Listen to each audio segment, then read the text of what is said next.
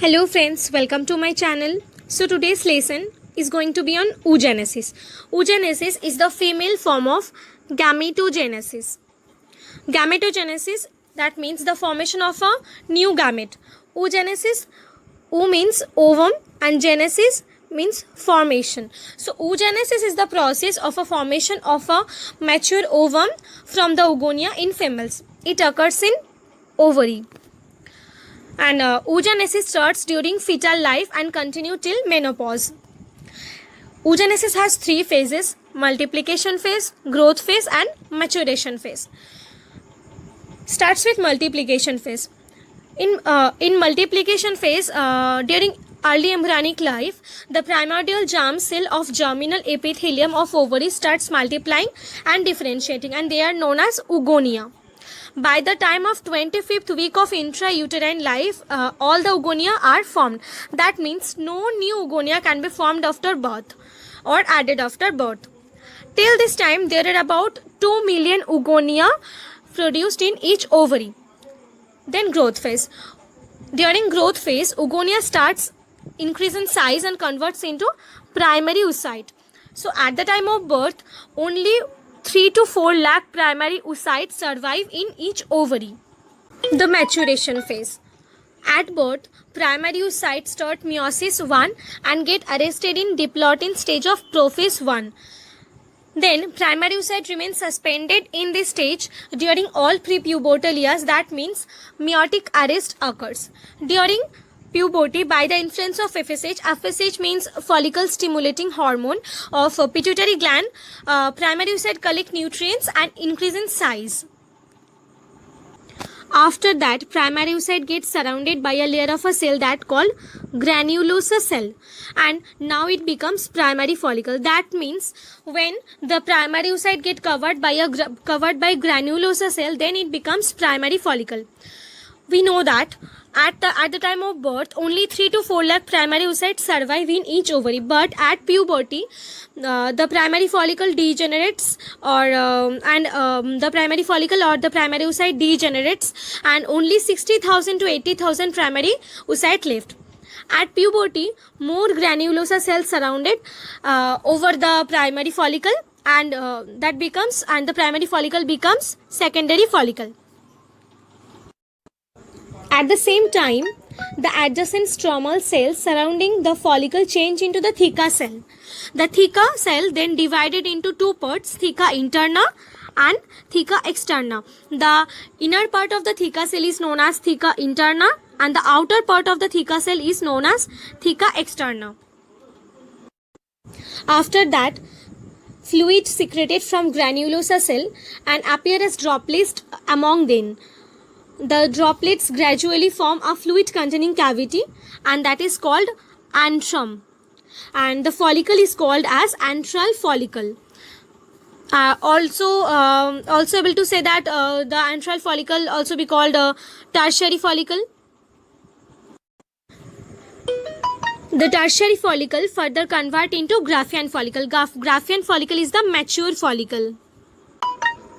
So let's have a look at the structure of the follicles. This is the primary follicles. This is the primary oocyte, and this is the granulosa cell, that the circular structure. This is the granulosa cell, and this is the primary follicle. And on important note that there's only 60,000 to 80,000 primary follicle present in each ovary during puberty, and the rest are destroyed in the ovary or degenerated. After that, the primary follicle converts into secondary follicle. This is the granulosa cell. This is the granulosa cell. The black structure is the granulosa cell, and the red structure is the theca. And this is the primary oocyte. And we see that there is a free space, that is antrum. Antrum is created due to the cell degeneration or cell death. After that, the secondary follicle become tertiary follicle. The theca part is divided into two, that theca externa and theca interna. The red layer is theca interna, and the blue layer is theca externa, and the black layer is granulosa cell layer, and this is the secondary oocyte, and the free space into the tertiary follicle is the antrum. At the time of puberty, just before ovulation, it completes meiosis 1 and forms a haploid secondary oocyte and a tiny polar body, and each with 23 chromosomes. That means they are haploid in number. And also able to say that polar body is formed only to get reduction or eliminate the extra number of the chromosomes that will degenerate later. After that, the secondary oocyte get covered by a thick membrane or a thick cell layer that is called zona pellucida. The cumulus oophora cells lining the outside of the zona pellucida that called corona radiata. Here is the picture. This is the secondary oocyte. The circle structure is the secondary oocyte, and the secondary oocyte get covered by a cell layer that is zona pellucida. This is the zona pellucida, and the zona pellucida covered by a cell layer that is corona radiata. This cuboidal cell layer, this is corona radiata. And this is the first polar body. This is the first polar body. The black colored circle is this is the first polar body, and this cell layer is granulosa cell, and the outer layer of the granulosa cell is theca externa. This is theca externa, and the inner layer of the granulosa cell, this is theca interna. This layer of a cell is called theca interna, and this is the cumulus oophora cell. This is the cumulus oophora cell, and so this is the picture of a Graafian follicle, mature Graafian follicle. The antrum is formed due to cell degeneration. This is the antrum, the blue color free space. This is the antrum. So, by the influence of LH means luteinizing hormone of anterior pituitary, Graafian follicle ruptures, and it releases secondary oocyte into the fallopian tube, or rather say infundibulum.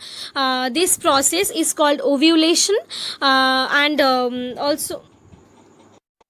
So, ovulation means is the release of the ovum from the mature Graafian follicle. And during ovulation, the first polar body scattered out from the cytoplasm of the secondary oocyte.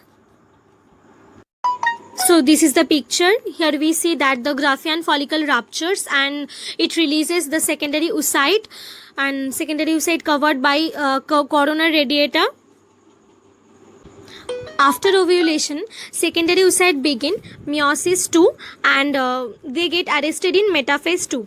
Then, if a sperm enters into the fallopian tube within 48 hours of ovulation, then meiosis 2 is completed, because we all know that the lifespan of an ovum is 24 to 48 hours. If fertilization doesn't occur, then meiosis 2 will never be completed. The ovum has metaphase promoting factor, due to which ovum is arrested in the metaphase 2. Here the ovum is arrested in metaphase 2. The sperm enters with anaphase promoting factor, which further helps in completion of the meiosis 2. After completion of meiosis 2, it formed a mature ovum or oocyte and a small second polar body, and each with 23 chromosomes. That means they both are haploid in number. So this is the picture of the secondary oocyte.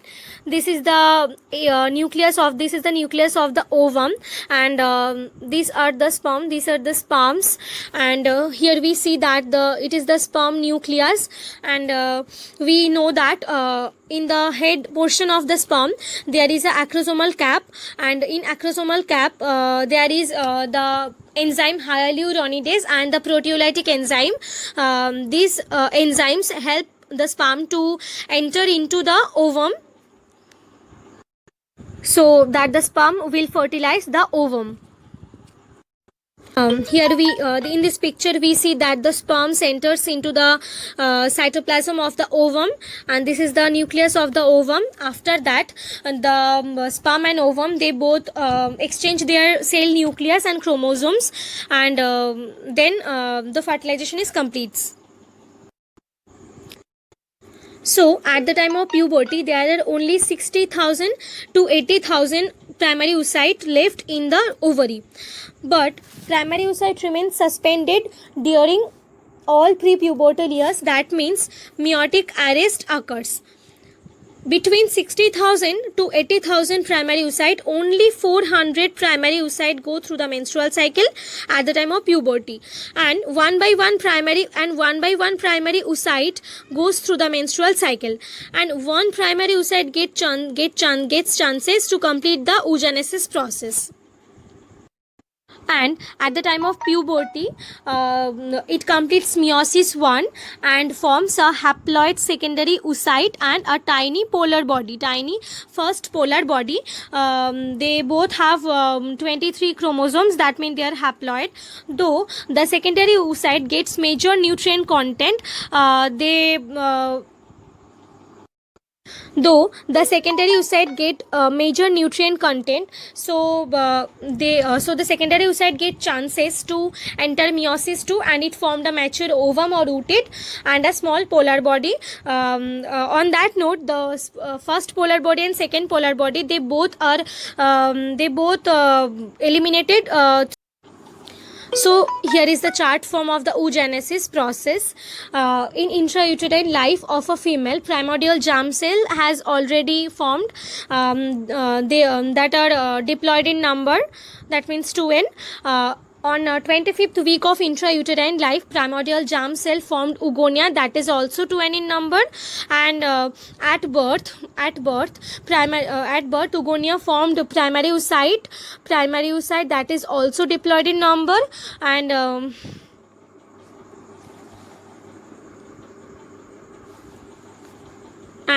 then primary oocyte enter meiosis 1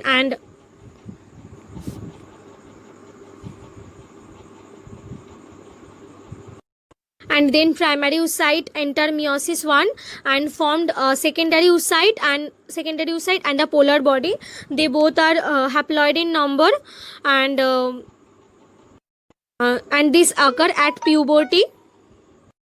And after ovulation, if a sperms enter into the fallopian tube or infantibulum, then the secondary oocyte enters into the meiosis 2, and the secondary oocyte produces one mature ovum and a secondary polar body. They both are haploid in number.